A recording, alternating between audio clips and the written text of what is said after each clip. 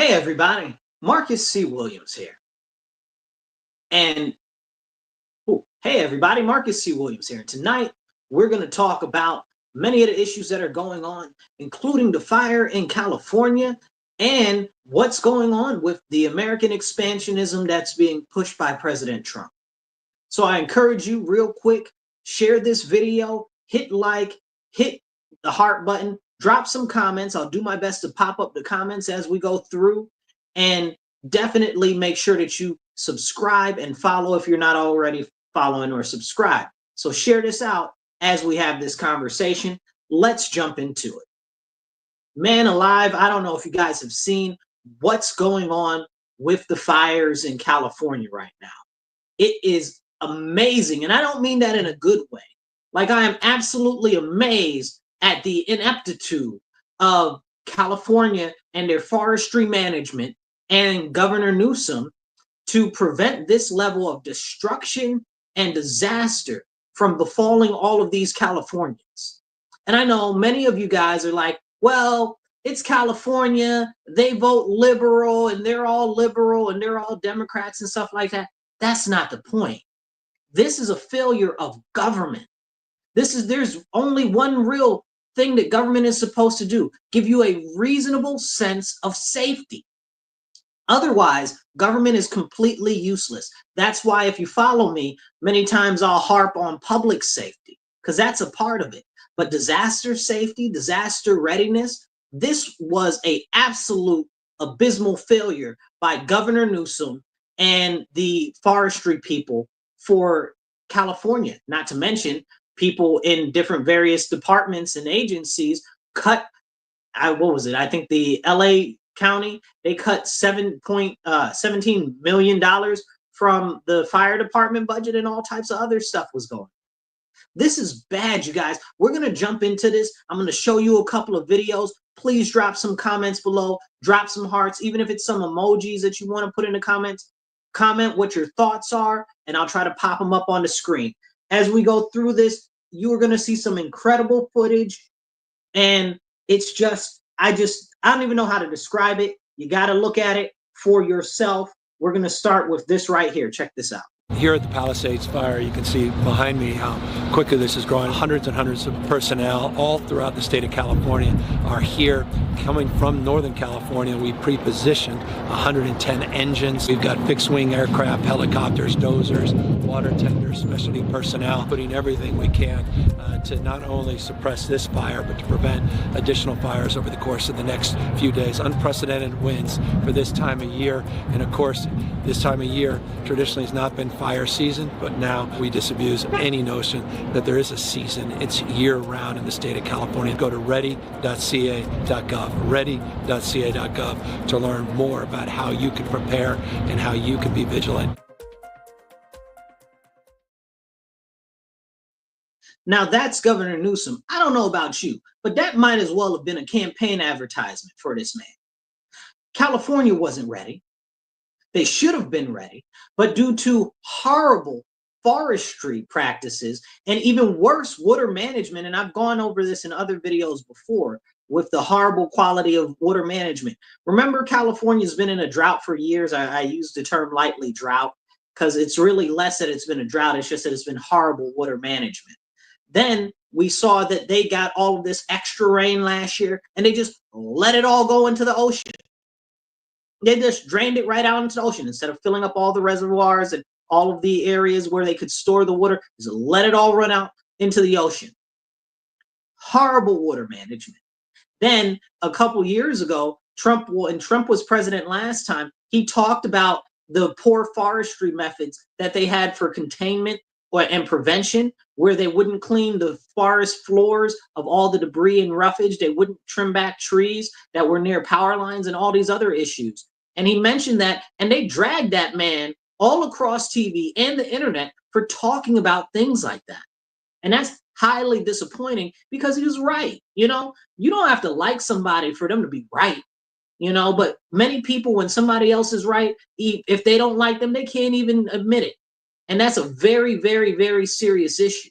Like we're seeing right now with these problems in California, But did you see that video by Newsom? Newsom knows that he let all that water flow out to the ocean and didn't actually capture it when they needed it most. And there's been other ongoing issues with irrigation and farming in California because of that. And I've done videos on that before. So this is something I've been covering for some time. It's a travesty what's been done to California, a once great state that has been eviscerated by this, I don't even know what you want to call him.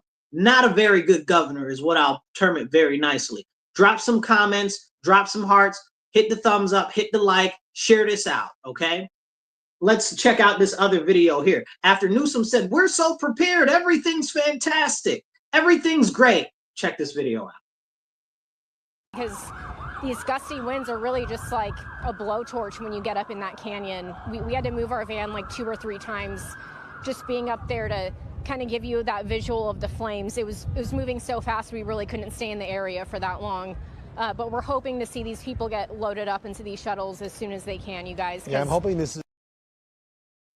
So this is a shot of people that have been evacuated from one of the many nursing homes in that part of California. This spanned over multiple cities. It was the Palisades. It was Aclid. I don't even know how to say it. I'm not from over there. Aclid or something like that. And then even into Malibu and a couple of other small townships and stuff like this. And there were two different giant fires. So this was really, really something crazy that's going on, and it wasn't being managed properly. The government didn't prepare for it properly. And on top of that, I got this other video, and it's going to make y'all flip out. Now check this video out. But before you do, make sure you hit share, like, heart, drop a comment. Even if it's an emoji, we'll try to pop it up for you on the screen. Check this video out here. But their hands have been tied, and they can't fight a fire without water and the resources that are needed. Everybody knew these winds were coming. The other question has to be, were all the things in place to try to, again, mitigate the damage here? But the real issue to me is twofold. We've had decades to go remove the brush in these hills that spreads so quickly. And the second is, you got to have water, and my understanding is the reservoir was not refilled in time and in a timely manner to keep the hydrants going. So that's a failure, whether on DWP's part or another city agency. But this is basic stuff. This isn't high science here. And it's all about leadership and management that we're seeing a failure of, and all of these residents are paying the ultimate price for that. That was going to be my next question, is why isn't there water in the fire hydrants? That doesn't make any sense. You're right. That's a good question. And I think you should start asking, why don't you call the mayor who's out of the country and ask her and get an answer from her? Well, they say she's on because I think there's a lot of people that are outraged by that fact tonight when they look at scenes like this, at businesses that people have worked really, really, really hard to build, and homes that people's entire livelihoods are going up in flames tonight. So for you, watching this and seeing those flames. Absolutely terrible, horrific. They did not have enough water for the fire hydrants. What type of insanity is that? And as you heard them say, they've had decades to deal with the brush and the issues with all of the extra vegetation and it being all dried out. There was an article a couple years back talking about over 10 million dead trees in California that have not been attended to. That's serious. That's a lot of fuel for these type of fires and stuff like that. And they didn't clean up the area. They don't do any real management. And I know that they do some, but they don't it's very clear that this was a preventable tragedy. And as of this count today, we're talking tens of thousands of homes have been destroyed across multiple jurisdictions in multiple cities. This is terrible. This is absolutely abysmal what's going on. Please drop some comments, drop some hearts, and definitely share so we can get this out for more people to see and hear. Now, you heard them mention the water and you heard them mention the forestry techniques. Now, this is a video a couple years ago of what happened during the forest fires when Trump was president. Check this out.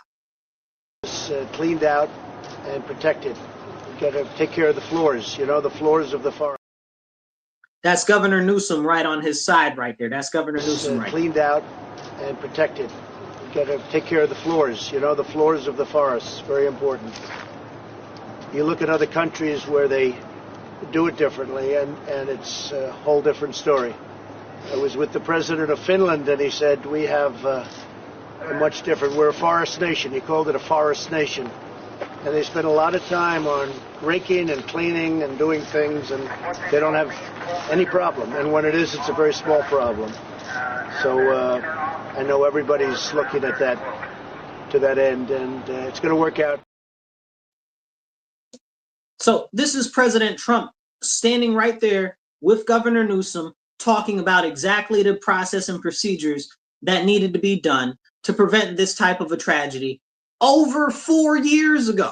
I believe that video was almost 6 years old now. This is insane. This is all almost intentional. You know, it's very interesting also that the areas that burnt down are all areas that they've been trying to push to be part of this smart city program. If you're not familiar with the smart city program, it is a very detrimental thing to the future of the American citizens. And what they're trying to do is they're trying to exert overarching control and restrict privacy so that they can provide 24-hour surveillance and restriction of your movements when they so choose. This is very important. They tried to push the same sort of thing in Lahaina in Maui, okay, before Maui burnt down. And the year before that, when they said, oh, we want to do this smart city stuff there, they were like, no, we don't want it. And Oprah was pushing for it. And then all of a sudden, everything burned down in Maui, where they wanted to put a smart city, but the people said no. And Oprah was pushing for it, but Oprah's house didn't burn down. I'm just, you know, it's just the things that make you go, You know what I'm saying? And these are the problems that we're seeing pop up and crop up. So when you see stuff like this, you really have to start to ask yourself, is there something else going on behind it? Now, I'm not saying see an enemy everywhere, but I'm saying this was a predictable tragedy that should have been prevented by the actual job of the government in California. They knew that it was a problem. There were articles written for years that it's a problem with all the brush and vegetation that's dried up and dead trees and stuff. They knew that they had a continual water issue because of poor water management that was continually brought up, not just due to the fires, but also because of crop irrigation in relation to the farmers. So this isn't a new thing that just popped up all of the sudden and nobody knew about it being an issue. So these are the type of conversations that we need to be having. These are the type of conversations that we need to be engaging our elected officials on, because it's very clear and very evident that they will not serve our best interest because they do not have our best interest at heart. And that is a daggone shame. If you like what we're talking about, down below in the ticker, you can see how to donate. Please donate $MW Real, the number one, that's $MW Real, the digit 1 on Cash App. Or you can do givesendgo.com/Marcus C. Williams. We also have PayPal and Venmo. That's at Marcus C. Williams. Try to donate $5, $10, $15, whatever you can. We're trying to get like $50 an episode so we can get some more equipment and expand what we're doing so we can get the word out to more people about the important issues. So as we go through this, hit the share button, drop some comments. So check this out. Now this is a very, imagine if this was you in these fires. Check this out. Visual from the inside.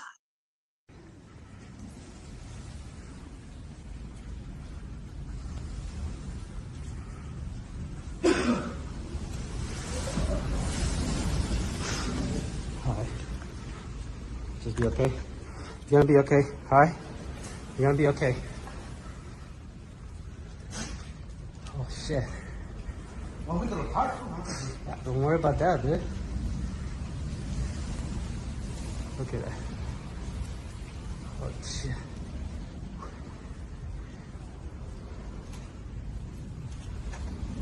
Scary, huh? Yeah. Look. The plastic is gone, dude. Yeah. Fuck. Okay. Oh, the water already? Yeah. Shit.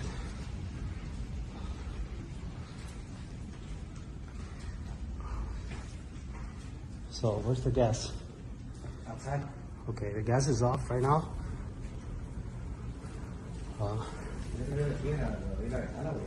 Hmm? No, don't open the window. Don't open. Don't open anything. Just stay over here.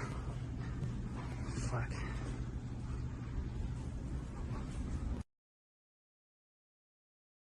Could you imagine being stuck inside with a fire raging like that, outside barreling down on you with just you and your dog?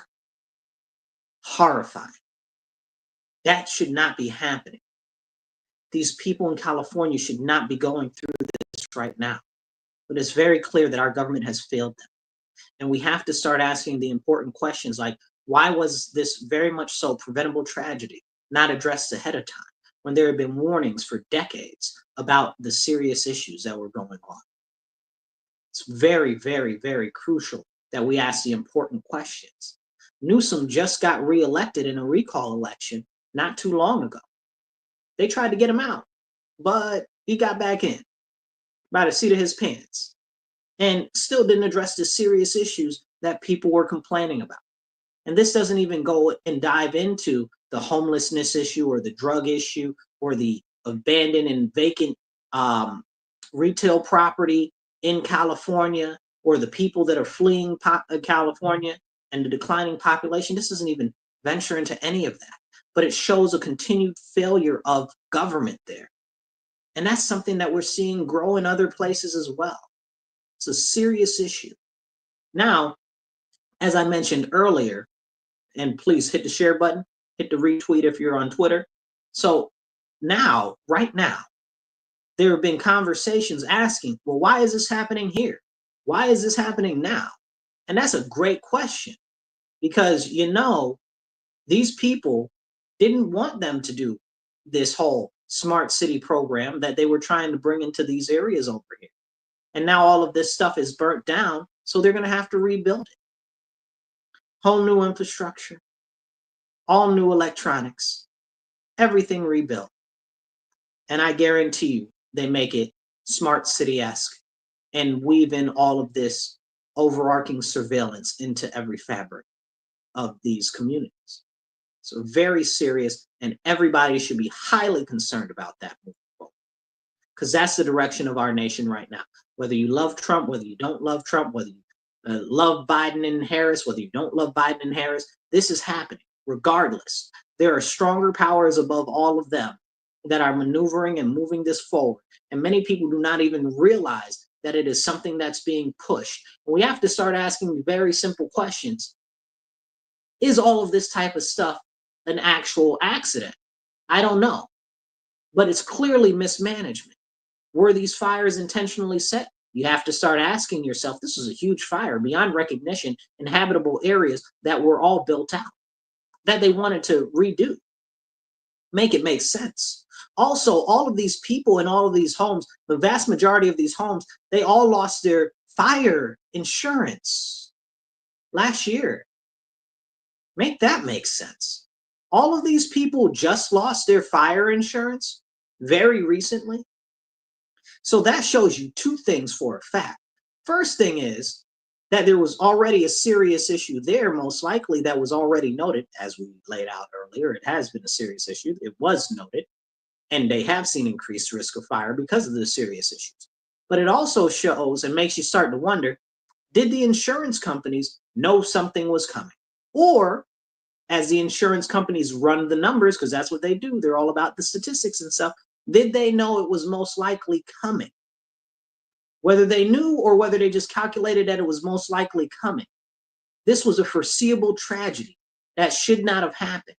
Now, the next question is, was it something that was accelerated or started by other means? And we have seen many fires throughout the history of California in recent memory, just the last couple of years. Almost all of them have been arson. Almost all of them. Alleged arson, or, you know, not necessarily proven or whatever. occasionally you get somebody, oh, it was a campfire type of situation. But you have to start asking very serious questions. I'm going to show you a clip, and you just drop in a comment. You tell me what you think you're seeing there, because this is a very interesting clip. Check this out.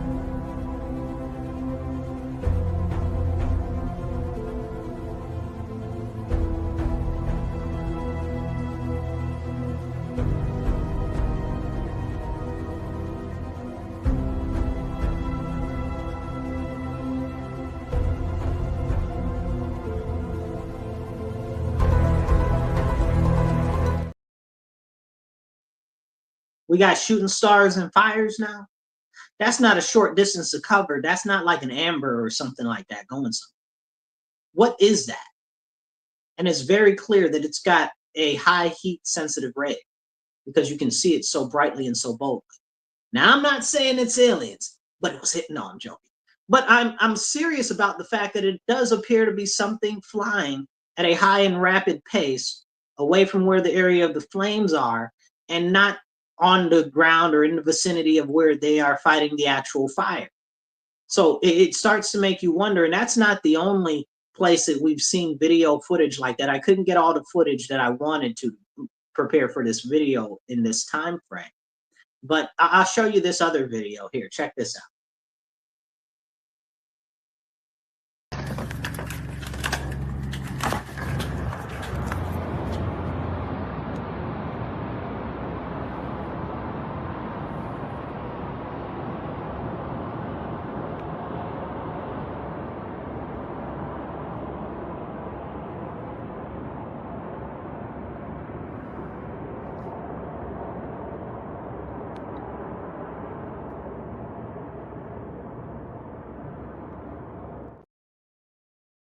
So now watching that, you can see that there are drones that are active, or some type of very small, most likely unmanned craft that's being used out there. Now, whether it was civilian or professional or even fire department is open for conversations.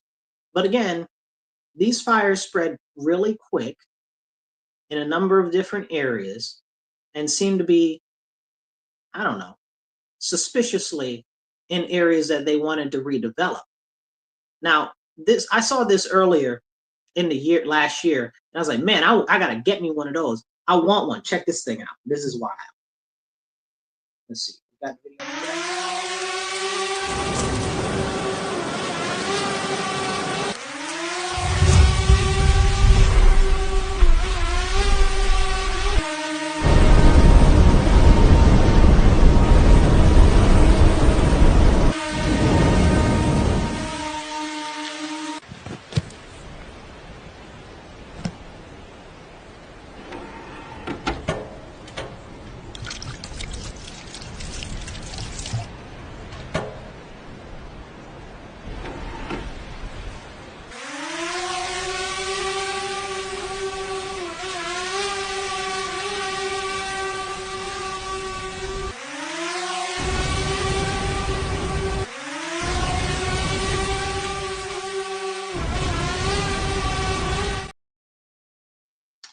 That's amazing, and I want one. If you really love me, you'll get me one of those. I'm joking, I'm also serious. But no, so these were supposed to be tools of forestry management and other stuff like that.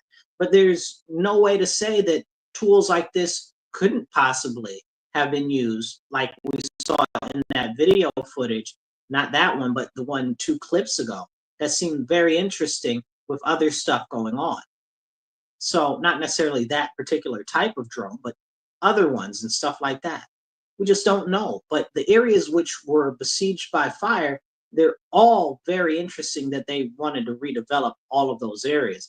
So we need to have a conversation there. Really, really serious one. It's very important.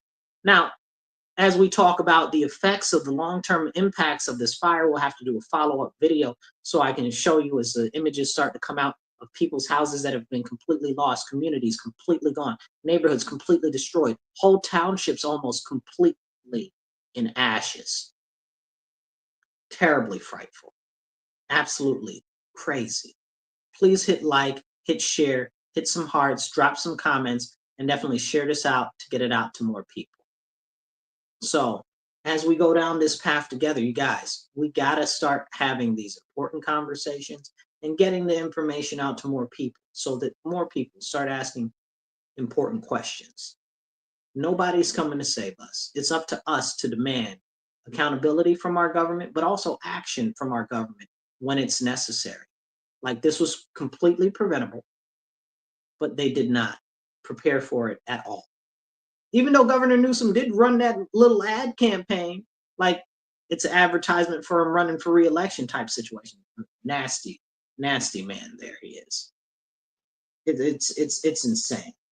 So on another note, talking about the government and the government doing stuff, Trump is getting ready and geared up to get into office, and oh boy, has he been having some press conferences.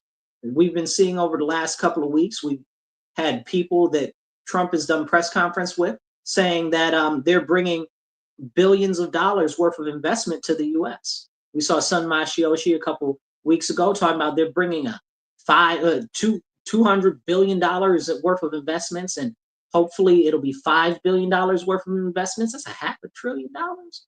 500 billion. That's $500 billion. That's a lot of investment into the U.S.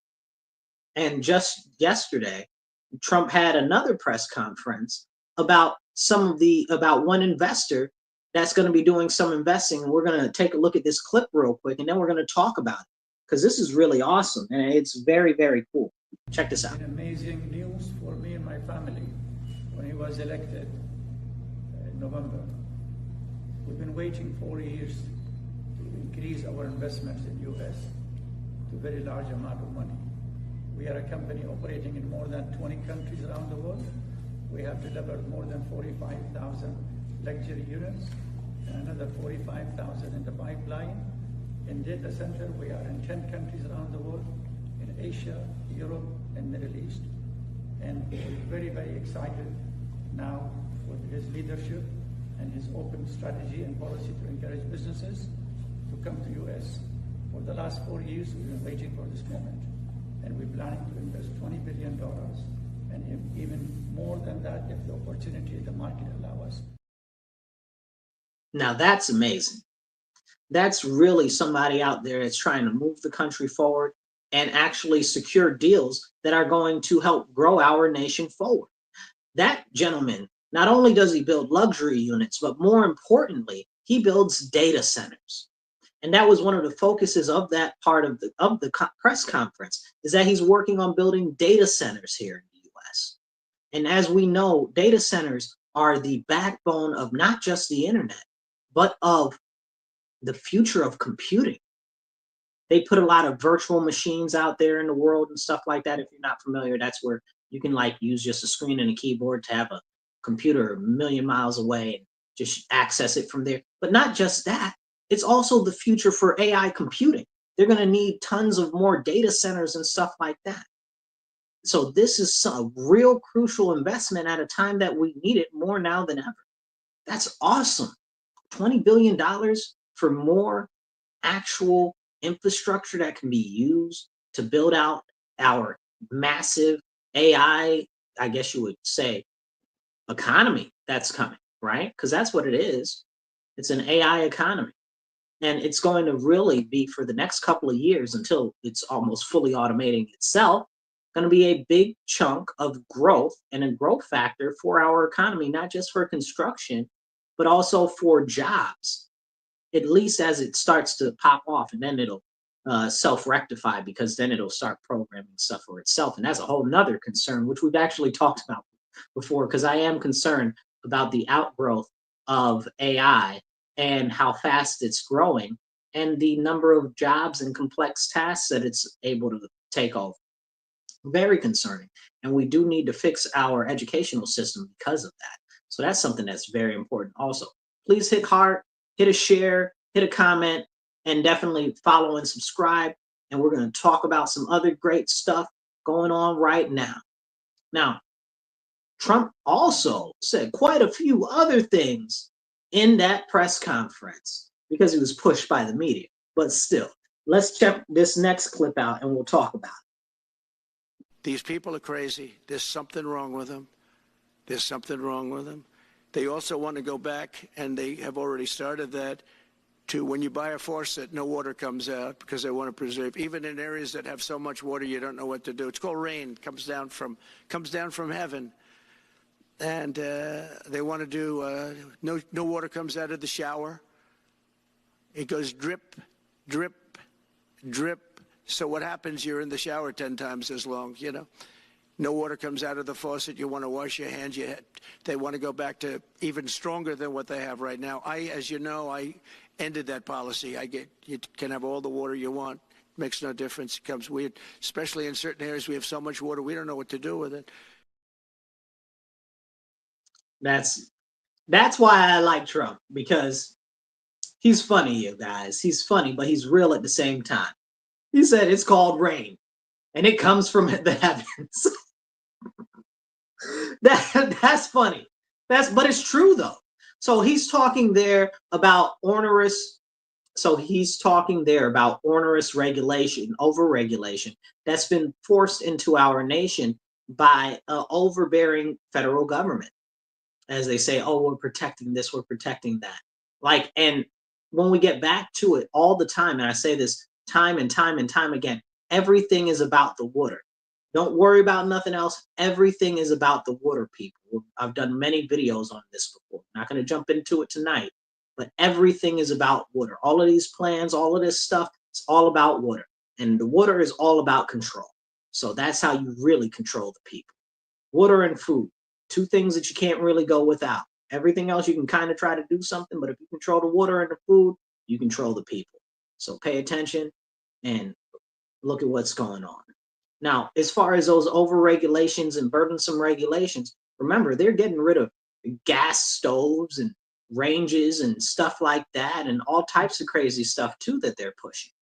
So when he's talking about these overburdening regulations that are really destroying the fabric of our country, it's real. And then they want everything to go electric, but we don't even have the actual build out for the electric stuff that we need. As a matter of fact, I'm going to do another video on this later, but I'm going to play this video for you guys of the executive of the local gas and electric people. That is where I am. Check this out, because this will go exactly into that example.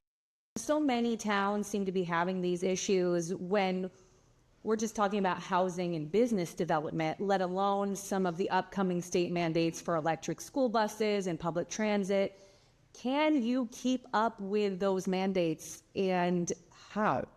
That's where I referenced the nationwide challenge. It's really something that all utilities and all leaders across the United States are really looking at. Yeah, but I mean, this school bus mandate is coming for us in the next couple of years. So is it even physically possible for our districts right now? I think that's really something that the state has been looking at in a collaborative approach between NYSERDA, the New York Independent System Operator, the New York Public Service Commission. Her answer was no. It's not possible. We don't have the scale, we don't have the energy production, and we don't have the infrastructure. That was her answer. But she couldn't just say that because it would make everybody look bad and they really be on her hindquarters. But that was essentially her answer. And honestly, she gave us more straight answers than a lot of our government officials. And that's a horrible travesty. That's real serious. But it's like the lady said, even though she tried to pawn it off and say, oh, it's an issue all across the nation. Well, it is an issue all across the nation because it's something that's being forced on the people, that's being done intentionally to hobble the economy, because the next most important thing to water and food is electricity, especially when they're pushing everything to be electric. Understand, energy is another form of control, and that's why they don't want energy independence or us to be able to have low-cost energy. And that's why I am very thankful for Trump talking about he's going to restore us as an energy superpower, and even look into Greenland, to getting Greenland and making it a part of the country, because they have a lot of resources there. I know a lot of people are like, oh, well, Greenland, how are you going to get Greenland into our country? You're supposed to be talking about lowering the cost of groceries and stuff like that, and this, that, and the third. First of all, who said that? Who said that? Who said that we can't incorporate Greenland into the United States and lower the cost of milk and eggs? You understand what I'm saying? Like that one is not mutually exclusive. We can do both, right? Like, especially since the fact of the matter is in the United States, we have the technology. And guess what? In Greenland, they have the natural resources. So we can dig, baby, dig, and we can drill, baby, drill out there. And we can get a lot of the resources that we are now getting from China at not only a extra large cost, but we're also funding our enemy. China's actively at war with us in a manner in which most people don't even understand, but we're not going to talk about that in this video because I've talked about it before. But this is very, very, very serious, and we need to be having these conversations. People are like, oh, well, he's trying to get Greenland, and Greenland's its own country and stuff. Like, first of all, Greenland's a territory of Denmark. Denmark's like this big, okay?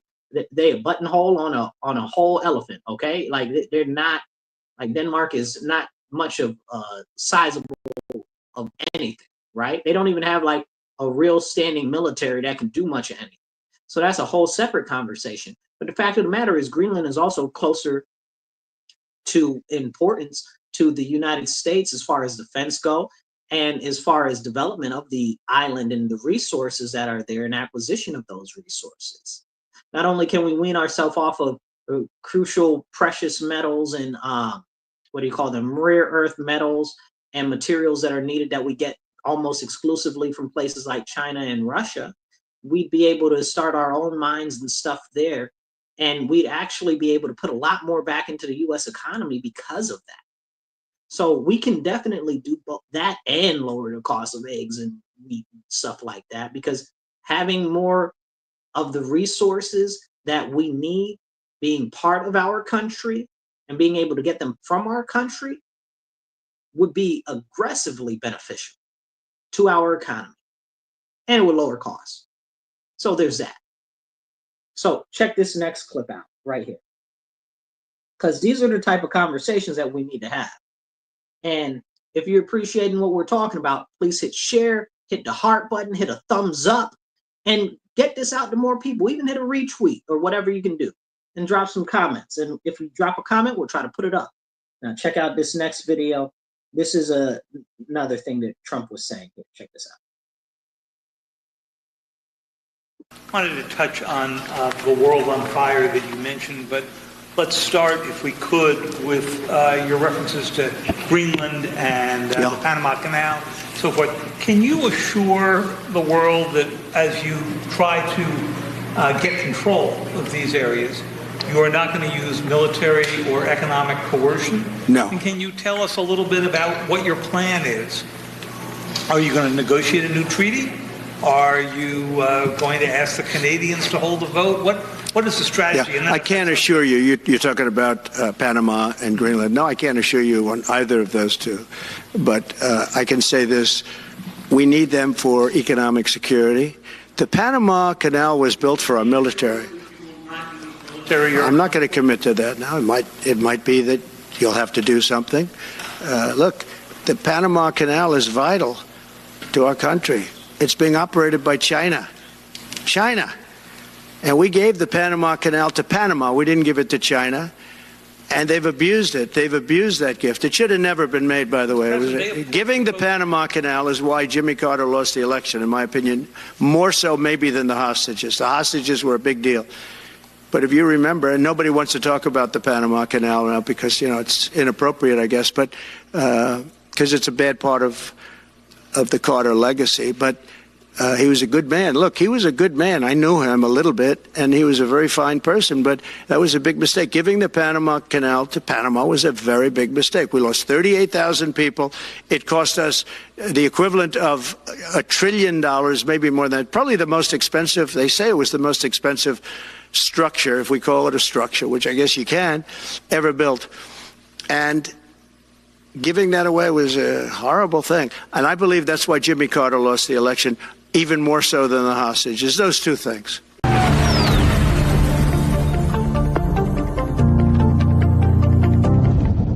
We are running massive flash sales right now for. So that's important, right? So he talked about Greenland. He talked about Panama. And These are important conversations when we're talking about not just the future of trade, but the future of development for our nation as a whole. We spoke briefly on the whole thing with the Greenland situation and why that's important, but we also need to talk about the issue of why Panama is important. The Panama Canal is the only stretch of body of water that actually goes between the Atlantic and the Pacific. Hey, Kevin, I see you there. I see you there. Kevin's saying a whole bunch of stuff. It's too big for one little thing to put on the screen. But I see you there, Kevin. So yeah, so with this push for Panama and the Panama Canal, he's not pushing for the whole country. He's just pushing for the Panama Canal, which used to be ours, which I think we lose like almost 83,000 people or something like that. Building the Panama Canal is some ridiculous number. Maybe it's 38,000. Regardless, we lost tens of thousands of lives building that canal. It was ours. Okay, it should have never been given to them, and that was a very serious problem. Sold, right? It was $1. They sold it for $1. I had $1. I wasn't born yet, but still, I could have bought it. You know, you got $1. Would you like to buy the Panama Canal for $1? As much shipping that goes through there, it's amazing. Because what happens is, like I said, it's the only waterway that goes between the Atlantic and the Pacific. So alternatively, you'd have to go all the way around down South America and around the other way. That adds weeks. I believe it's something like it cuts 6 weeks of transit time off by going through the Panama Canal. It might be a little bit more, but I believe it's 6 weeks at this time with current shipping stuff. So, but this is very, very serious, and it's crucial because now, and if you guys didn't know this, I've done other videos on it, but you can look this up. In what do you call it? In Nicaragua, which is right next to Panama. Okay, in Nicaragua, China was trying to build their own canal to actually rival the Panama Canal, because there are these ships. They're called post-Panex ships, and that means that they're too big to go through the Panama Canal. They're huge. So those are ships that do go all the way around. And this is very, very, very important to know how important shipping is. So could we need to widen the Panama Canal? We just put a whole bunch of investment into it a few years ago trying to widen the canal, which hasn't even been brought up in the conversation as of yet. And now Panama is asking for all this extra money so that we can actually make it more improved, right? So that's something that we need to talk about. It does need to be widened. But like I said, China was trying to make their own canal to go through Nicaragua, and Nicaragua has a giant lake in the middle of it with an island in the middle of it. This is very interesting dynamic there.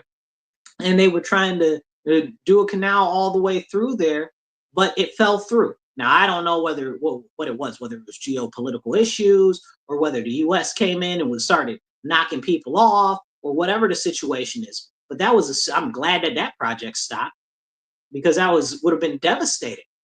And it would have allowed China control of all the shipping in both these two parts of the hemisphere over here in the U.S. Well, not that everything is the U.S., but the Americas, right? This is very serious, and these are important conversations. Please hit share, hit a heart, drop some comments. We'll try to pop up your comments as we go through this. So definitely hit the share and the retweet button and the hearts. And as we're having this conversation now, talking about Panama and the importance of it to our shipping, it's being run by China, because China's project fell through in Nicaragua. They just decided to say, hey, well, let us see what we can do to move into the Panamanian government and just try to make all types of monetary indenturement. That's what they do. Debt slavery. That's what China does. That's their whole concept of their whole Belt and Road Initiative. That's what everything China does is about. It's about helping the homeland of China. They don't care about helping anybody else. It's all manipulative. And that's what's going on exactly in Panama right now. So when Trump's like, oh, we need to take back the Panama Canal, absolutely, 100%. And then the president of Panama got on the TV and said, oh, well, it's ours and you can't have it back, and it's part of our rich history of conquest and this, that, and the third. And I don't know, maybe that translation was poor. Okay. Maybe my Spanish is off, but that was like what he said. You understand what I'm saying? So, history of conquest. Hey man, listen, I stand on and I stand for the expansion of the American empire. I've never said anything different. I'm very vehemently anti-globalist, but I do stand for expanding the US's territories and the US's actual acreage. I believe in that very heartily. You know, I'm very American. You understand what I'm saying? I also am anti-war. I don't believe that we should be in any war which we're not taking territory in. But we can't have that conversation either. And it's a very serious conversation to have. If we're not getting a benefit, we shouldn't be doing it as a nation. But what's been happening lately in the last couple of decades, especially, is private interests and private corporations have been driving the military-industrial complex to suit their own needs and just completely square out anything that might be beneficial to the Americans. We can't even have our soldiers take loot and plunder anymore. What type of nonsense is that? Our soldiers are over there risking life and limb, and you mean that they can't take what they can carry? I mean, you deserve everything that you get, man. Well, they shouldn't be over there. They shouldn't be over anywhere. Now, to the point about Panama, okay, the governor, wow, president of Panama is like, well, it's ours, and you can't have it back. Can't have it back, bro. We built that. We got blood on that soil to build that. Okay, what do you mean we can't have it back? Who do you think you're talking to? Okay, we have a history of overthrowing countries in Latin America and South America. Who is he talking to? Like, did he forget who we are? Like, we will Guam them, okay? In less than a day, we will take over Panama. Don't play with us. Like, who is he talking to? Like, don't be like that, bro. We can do this the easy way, or we can do this the way where you don't end up in office. You understand what I'm saying? And that's not a threat, right? Like, that's just a definite promise. And we're only talking about through trade because they could Noriega him. Now, if you guys are familiar with what happened in Noriega, you know what I'm talking about. If you're not familiar with what happened in Noriega, I'd encourage you to look into the story of Noriega. There was actually a good, like, I guess, what do you call it? Enriched bio documentary type of situation that they did on, I think it was HBO some years back. Noriega, God's Favorite. That was a really good movie. They did a really good job. I wrote some papers back on Noriega and what happened in Nicaragua some years ago. But yeah, it's very interesting. But we have a history of overthrowing Latin governments. I've always thought that we shouldn't have overthrown any Latin governments because why are we overthrowing their government if we're not incorporating them into the U.S.? That sounds stupid to me. Why are we doing that? We need to mind our business unless we're taking territories, you know. And I'm a fan of the Monroe Doctrine if it actually worked the way that it's supposed to work. But if we're over there just toppling governments and stuff like that, I'm not for that. And that's a big, big issue. So when we say we want the Panama Canal back and the control over that back, I hear Trump. That's something that's very important and crucial because China could cut the trade off through Panama Canal. And then what do we do? Then we're going to be stuck and out of luck, right? So what happens if that happens? And that's something important that we need to have a conversation about that nobody seems to actually want to talk about. And that's very disappointing. And when are we going to have a conversation about it? We should be having one right now. But we got, what's his name? Hakeem Jeffries talking about, oh, well, the president is saying that we're going to have military intervention in Greenland. In Greenland? Greenland doesn't even barely have a police force. What do you mean military intervention in Greenland? Nobody trying to have military intervention in Greenland. Strictly diplomacy. Okay, strictly diplomacy. Stop trying to make it something that was never said. Trump never said anything about that. It wasn't even implied. Panama, on the other hand, that's a whole separate conversation. Okay, I can't guarantee you with Panama. Okay, because Panama been acting up. But again, everything at the end of the day is about the best interests of America. I know not everybody shares that same thought process with me as far as the U.S. being an expansionist country. But I believe in imperial America. There's only one flag, and that's the American flag. And I'm dead serious about that. I've always stood on that. I've always believed that. My whole issue with globalism and everything like that is the erasure of the American culture and our rich heritage and history.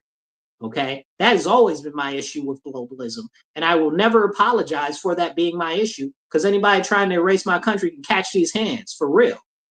Okay, and I mean it. But the fact of the matter is, please hit like and share, and definitely subscribe if you're not already following or subscribed. So make sure that you hit the share button so we can get this important level of conversation out to more people.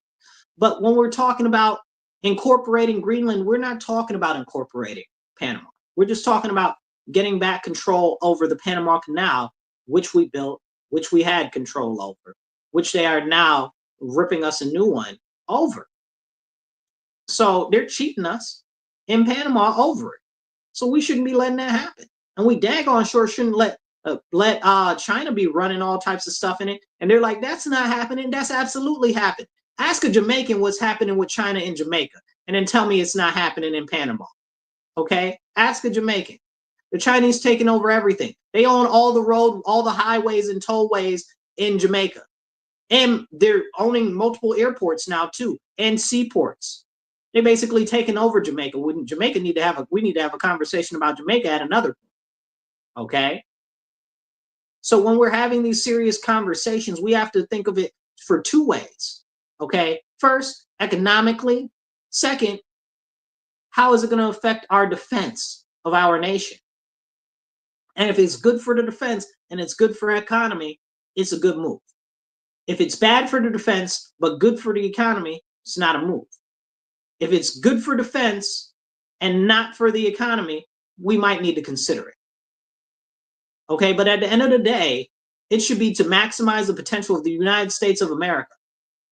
And gaining more territory and more mineral resources, or in this case, in relation to Panama, because the mineral resources Greenland, and also territorial resources, including the Arctic Circle, and being able to have more power up there and exert power up there when China and Russia are doing all types of extracurricular stuff up there that we really need to have a conversation about, but we'll do that in a different video. Please like and share. And if you want to donate, you can check the ticker out below. You can donate at GiveSendGo/Marcus C. Williams, or you could donate via Cash App. That's $MW Real, the number 1. That's $MW Real 1. And we also have Venmo and PayPal, and you can do at Marcus C. Williams on that.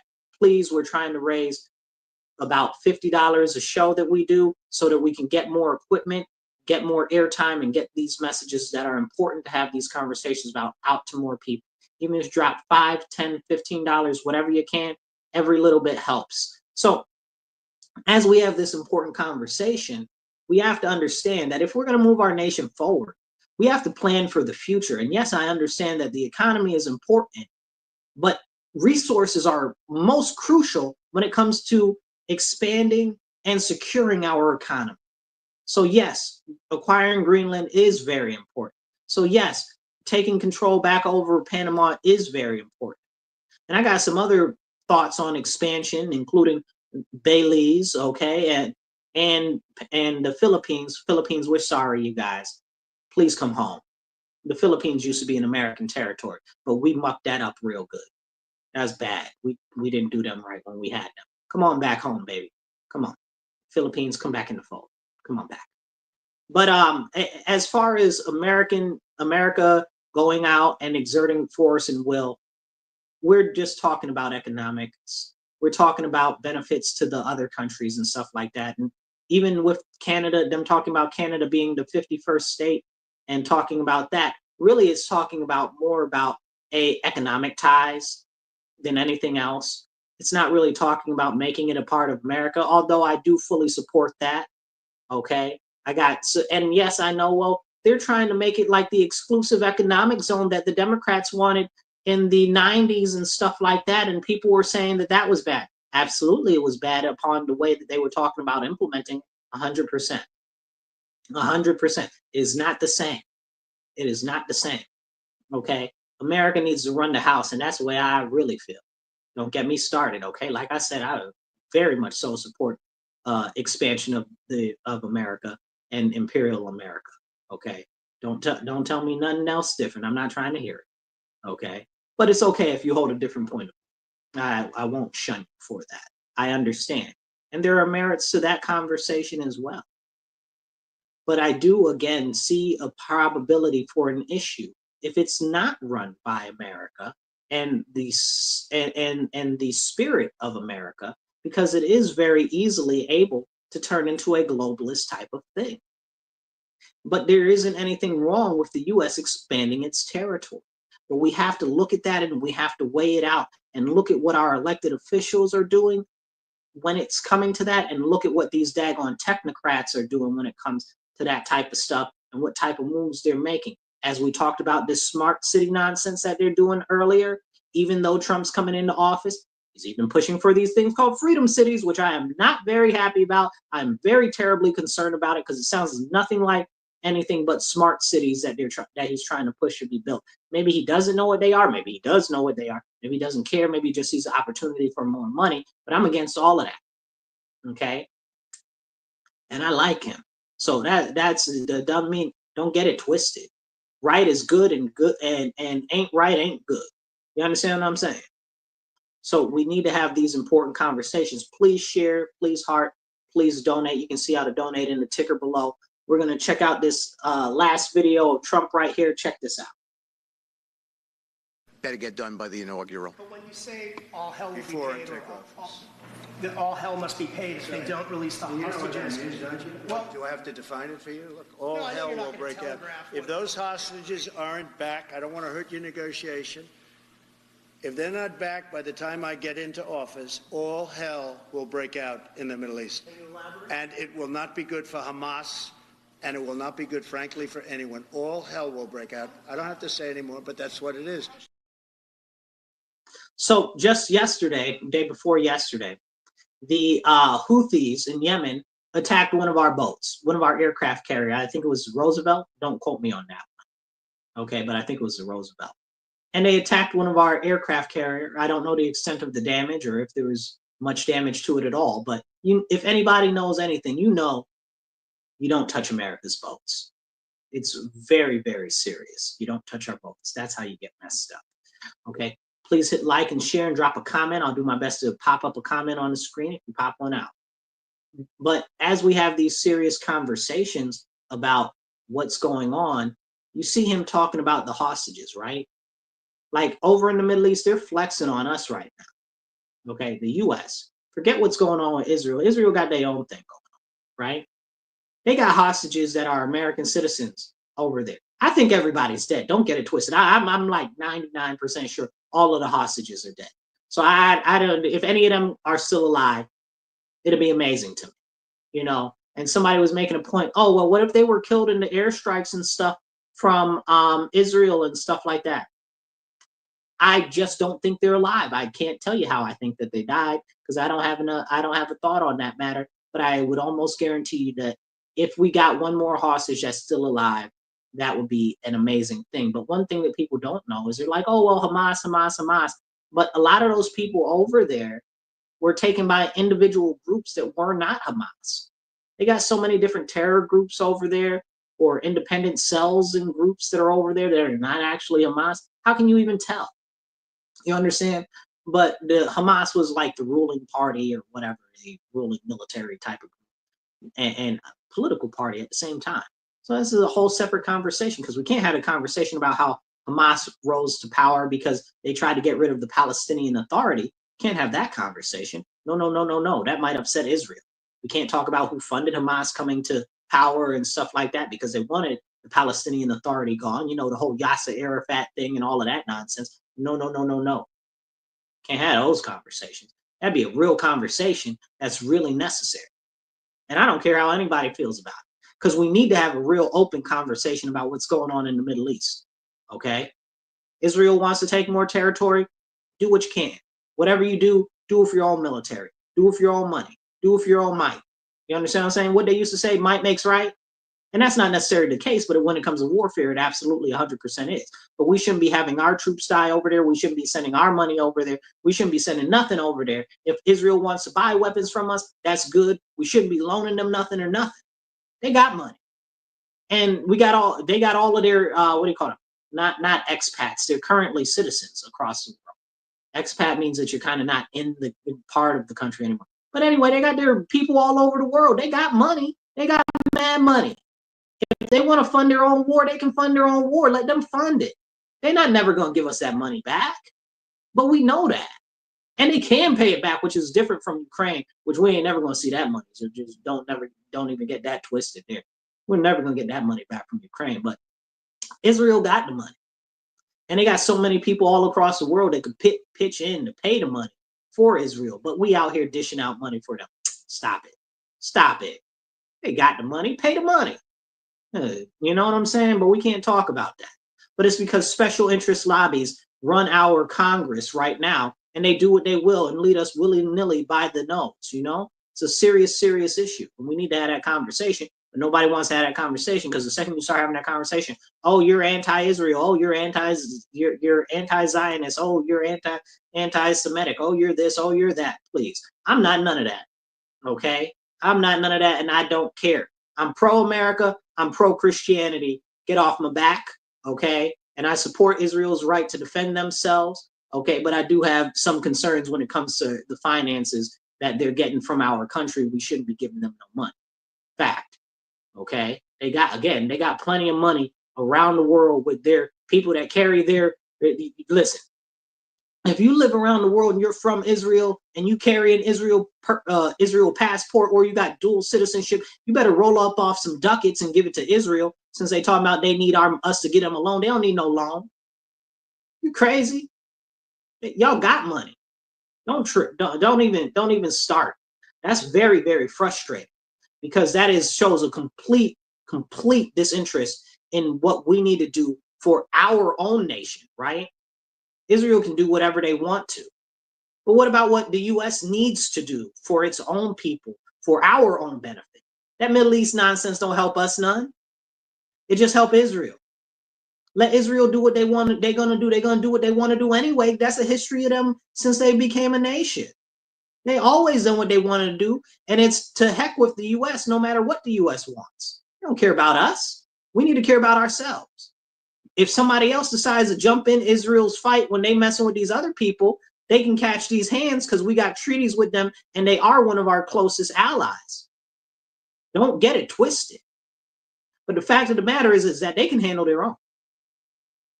But the U.S. always doing something because we got, again, powerful lobbies. Special interests that are not the interests of the American people. Like what happened to that? What was it? Something we almost spent $200 million on that pier over there that broke down and fell away into the river and into the ocean. We're going to talk about that. How much money was that even? Ridiculous amount. But again, it's about our prioritization for our own country and what's going to benefit us. War in the Middle East don't benefit us. The U.S. ain't taking no territory over here. We're not going to Lebanon tomorrow and taking territory. We got one little carve out over there in southern Syria. We're going to make that part of the United States of America? Come on, stop playing with me. Unless we really taking territory, we ain't got no business nowhere. We shouldn't have been in Iraq. We shouldn't have been in Afghanistan. We shouldn't have been in Lebanon.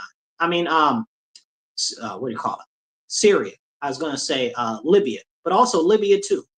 We shouldn't have been in none of those places. We didn't take none of them and incorporate them in the U.S. and we lost blood over there. Craziness. But as we finish this up, make sure that you hit share, hit like, get this conversation out to more people so we can have more conversations like this. And please, if the spirit compels you, donate. If the spirit doesn't compel you, donate anyway. We're trying, whether it can be $5, $10, $15, whatever, you can see how to donate down in the ticker below or on the sides of the screen. So as we have this important conversation about where we're going forward as a nation, expanding the U.S.'s territory is kind of crucial. Yes, I understand that Canada is not actually a country. I hope you understand that Canada is not a country.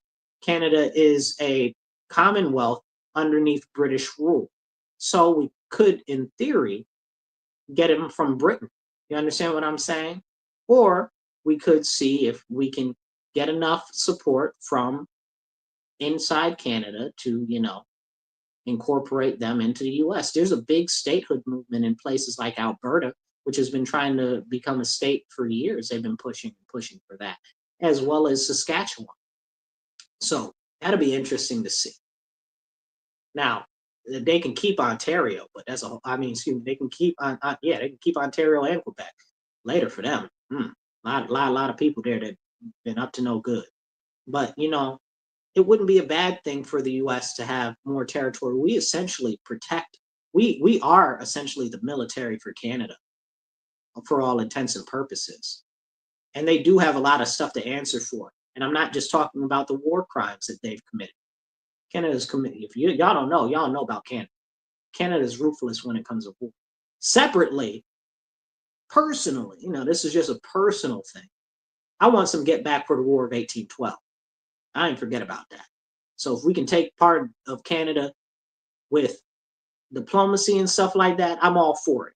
I remember what happened in the War of 1812. Never to be forgiven. Never. And I stand on that. But like I said, please like, share, heart this, get this message out to more people so we can start having the important conversations that need to be had. Definitely drop a comment, hit retweet, and we'll have more conversations soon. There's always new stuff happening, more stuff to talk about, and I'll catch you guys later. Remember, stand up, speak up, and don't shut up. Take action. You guys, be blessed, be well. Catch you soon.